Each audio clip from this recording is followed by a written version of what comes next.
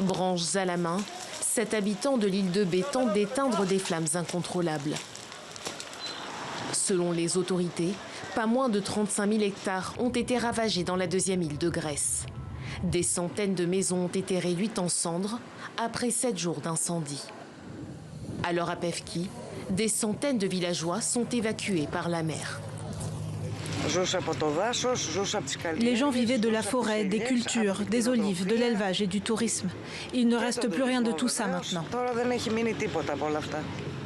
La Grèce, mais aussi la Turquie, l'Amérique du Nord et même la Sibérie embrasée par des feux de plus en plus destructeurs. Au sud du Kazakhstan, dans la péninsule de Magisto, c'est la sécheresse qui menace la population. Dans cette zone rurale, il fait trop chaud, l'herbe ne pousse plus. 1000 chevaux, bovins et moutons sont morts de faim.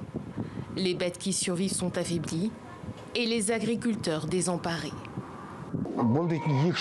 Nous avons eu 3 ans de sécheresse, 3, avec uniquement de l'herbe noire comme nous l'appelons. Cette année, 20 de mes chevaux et un chameau sont morts. Les pluies qui font défaut dans certaines régions surabondent dans d'autres coins du monde. Au mois de juillet, des inondations meurtrières ont frappé la Chine, l'Allemagne, mais aussi le sud de la Belgique. Les experts de l'ONU prévoient une augmentation des catastrophes naturelles au cours des prochaines années. Mais pour certaines ONG, il s'agit déjà d'une situation d'urgence.